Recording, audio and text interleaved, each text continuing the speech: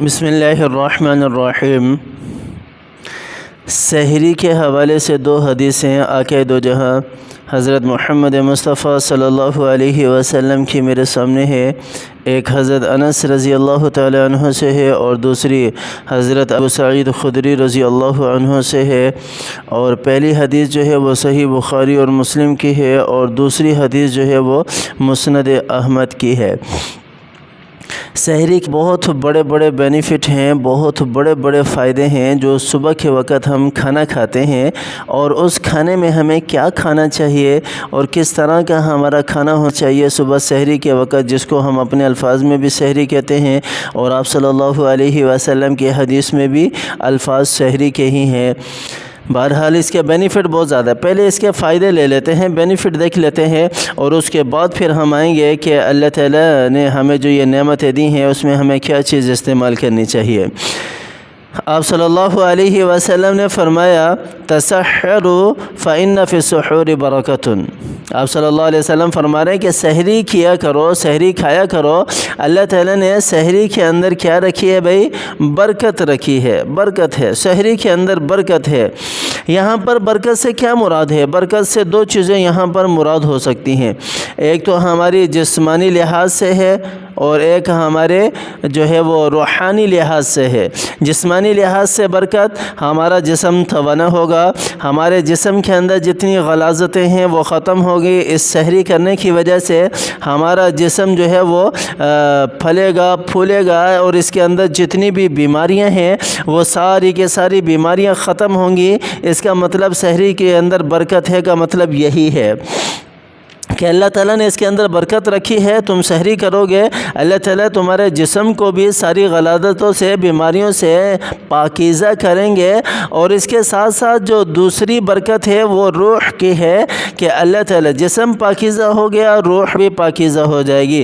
پھر روح کی جو غلاظتیں ہیں، جس طرح کے کینہ، بغض، عداوت، حسد، یہ ساری چیزیں ہمارے اندر موجود ہیں، یہ ساری کی ساری بھی ختم ہو جائیں گی۔ انسان نیکیوں کی طرف آنے والا بن جائے گا، یہ دل اس کا دھل جائے گا، یہ سینہ اس کا دھل جائے گا، یہ صاف ہو جائے گا سحری کی وجہ سے۔ اور سحری کے کھانے سے بننے والا جو بلڈ ہوگا، جو خون ہوگا، جو پورے جسم میں دوڑے گا، ذرا اندازہ لگاؤ کہ وہ ہمارے جسم کے سارے خلیات جتنی بھی ہیں انہیں صاف کرے گا یا نہیں کرے گا؟ کرے گا، کیوں نہیں کرے گا؟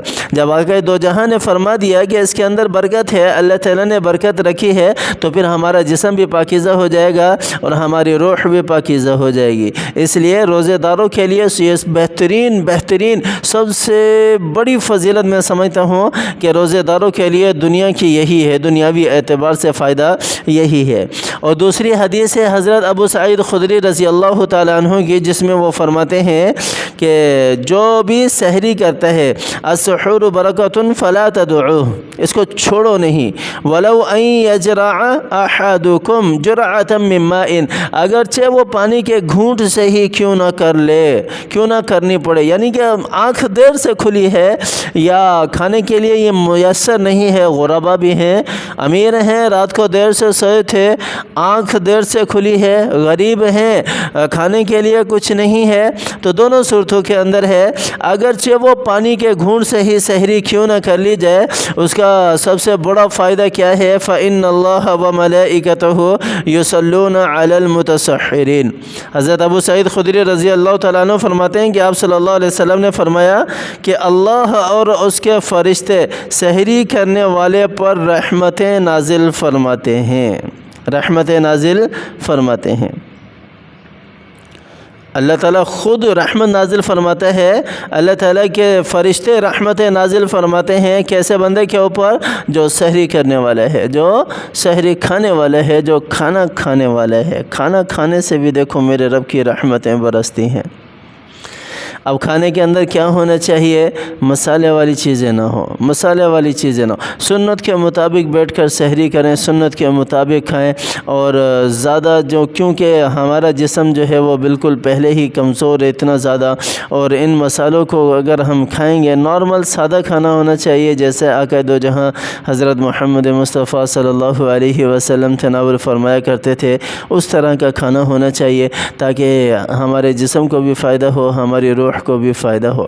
اللہ تعالیٰ کی ذات مجھے بھی اور آپ کو بھی سمجھ عطا فرمائے۔ اللہ تعالیٰ ہمیں عمل کرنے کی توفیق عطا فرمائے۔ آمین ثم آمین، وآخر دعوانا ان الحمد للہ رب العالمین۔